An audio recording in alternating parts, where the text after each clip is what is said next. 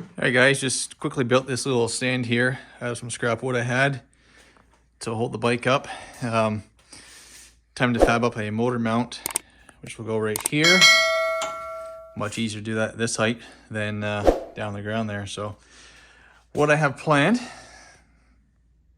got that CBR 125 motor back there that I have got running. Not good or even great, but it does run. So just waiting on a jet kit come in to rejet it. Seems to be way too rich. I can get it to idle and run a little bit, but any quick snaps it just dies out. So should have that going next week hopefully, but I'd like to bench test it more on here than on that stand. Anyways, gotta get a mount up to make that work. So typically on these go-karts, they have a aluminum block that's cut out the bottom. Then there's a clamp on the bottom that holds it in place. I have that on my other go-kart that came with this one, but I plan to use that for that Victa 160 two-stroke back there. So for this one, I've got some 1.5 inch tubing. I'm going to cut down, make mounts to go over top of here. Same as what you'd see on a rail car, like a drag race car. Motor mounts just drop in place and they get clamped onto the frame. So I'm gonna build that up, make it work for that motor over there, get it on, and then get those jets in and get it tuned up to run decent, and then find some axles and bearings and wheel hubs to the front. Got some wheels down there now, and hope to have this thing going early on in the new year.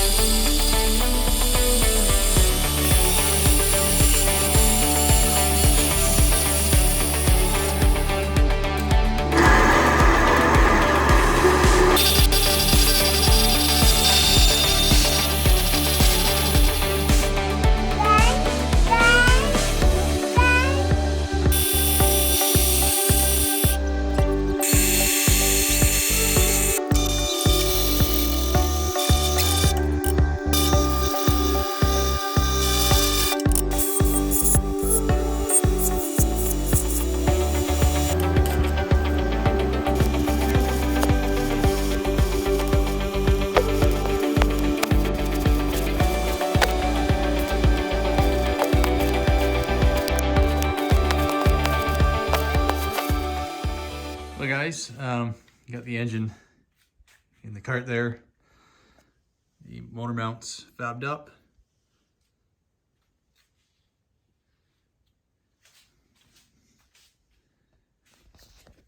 Not sure how well I can see it there, but seems to work pretty good. And then all the wiring set up. Got the key to ignition there, kill switch, starter button, wires come out through there, and the battery just zip tied there for now. Starter solenoid in the back. Over here we have the coil, little mount that I fabbed up.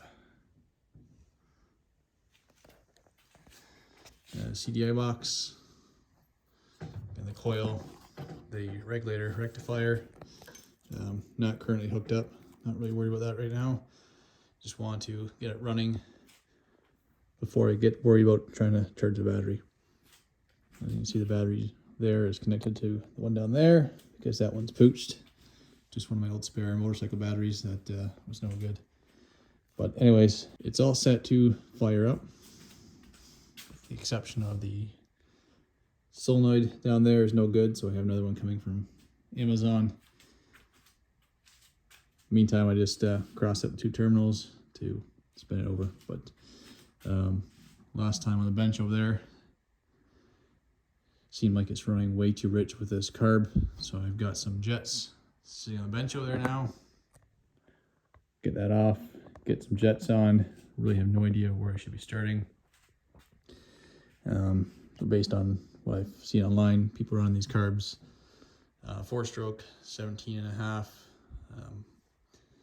for the idle circuit, 105 around there for the main. So we'll give that a shot and see if it runs better than it does now.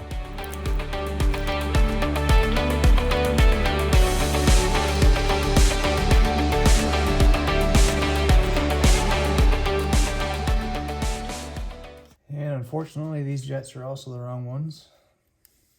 That's what they should look like. That's what these ones look like. And threads just aren't the right size. So send those back again and try to get something else. Stay tuned. All right, so even though this carb here is not jetted properly, at least I'm assuming it's not because it's not running good at all. I'm waiting for new jets once again. I keep getting ones that are not correct for this carb here. But anyways, I'm still not satisfied with how it's running. Depending on what how much throttle percentage you're giving it on here, and the revs, it will run okay-ish, and other times it backfires through the intake. And I'm really thinking that's not because of a lean condition, but because the timing is off. So I've set up my timing light here to check the timing through there. I've already done that. So over here I have the ignition switch on, turn over, set the timing to 0. And when I do this, I am not seating the F mark as I should, or even the top dead center mark. It's actually quite a bit behind. So based on that, I'm thinking the timing is actually like minus 20, minus 30 degrees versus about 10 degrees advance, which I think is where it approximately should be at startup. So anyways, I've marked off where the timing is on the flywheel, where it's igniting right now. I'm going to measure the distance from there around to the F mark, and then on the little tab that I left on the flywheel, measure same distance forward, and somehow I'm going to fab up another little tab on the flywheel, possibly drilling and tapping a hole and using a small screw sticking out as a pickup point. So give that a shot and see if it runs better with the current carb settings. All right, so right there is the top and center mark. Right there is the F, which is where it should be sparking at idle. And on the first line, right in the edge there, is where it's actually sparking at startup. I don't know what the difference between startup and idle. I think idle is 1450 RPM. How much more advanced it should be at idle versus startup, but I believe it should be not much different. It shouldn't advance until after idle. But anyways, from the F to there, we are at about 22.7 millimeters.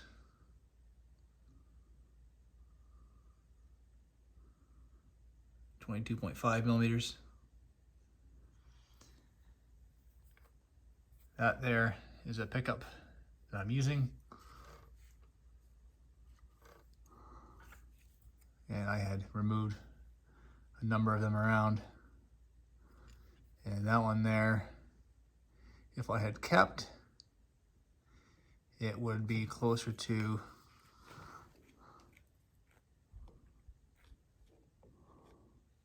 29.5 millimeters advance from that one, so it would have been too far advanced. So what I'll have to do is drill, tap, and add a new pickup there. That's 22.5 millimeters. Where are we? Right there. The head, we'll find something to use there. And also to add the pickup that I do use, will need to be about 1.83 millimeters high off the face of the flywheel. So I apologize for the shitty camera work here. I'm trying to hold the camera and use the timing light and turn the engine over at once, but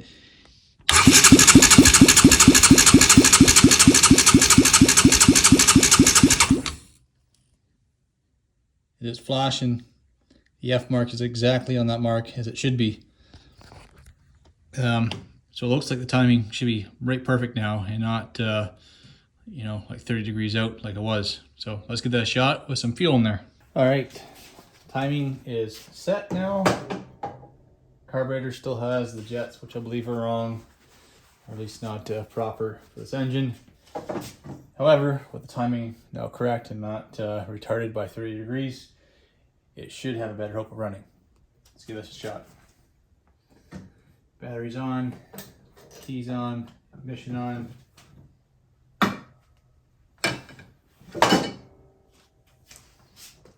Choke on.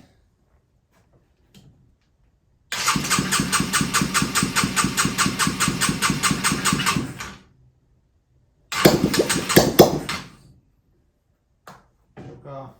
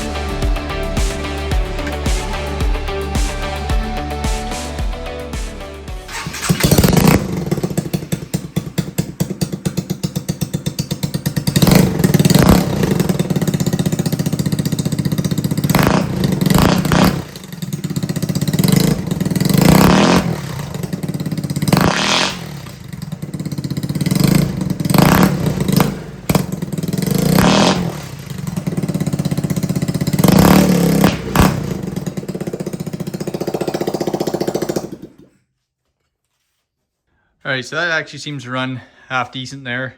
Idle's good. Wide open throttle seems to be good.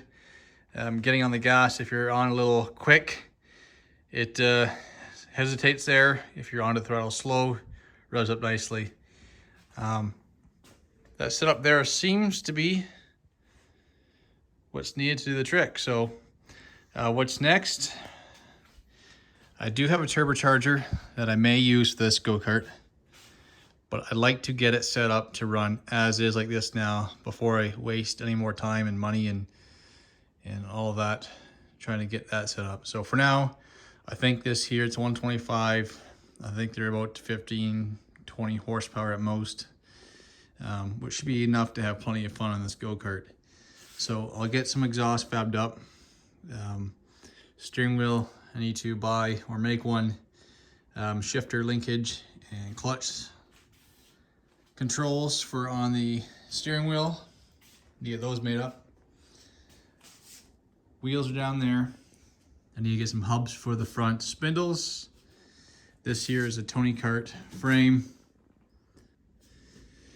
which needs specific bearing cassettes on both sides and rotor for the brake there.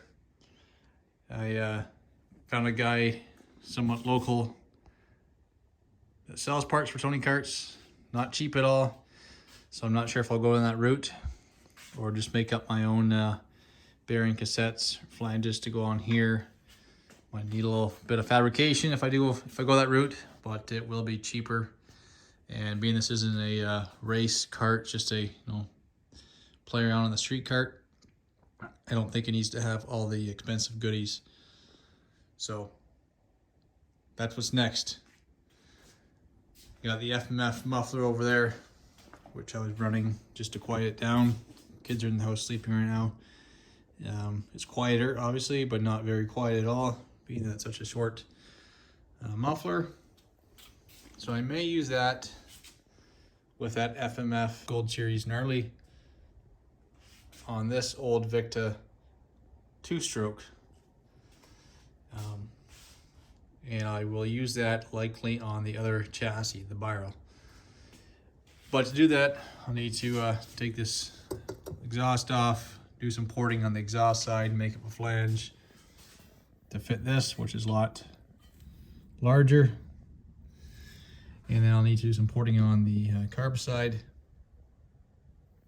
Replace that carb for a something definitely larger. Probably something more like what's on there, like a Mikuni 24, something in that size range. Specific for 2-strokes. Not sure if that pipe's good for it or not, but it's a off a KTM 200. Probably a little big for that motor. It's a 160, but it I'm sure it'll work better than that little guy that's on there now. But anyways, save that for another day for the other kart. Let's focus on getting this thing here done to play around on the road with it.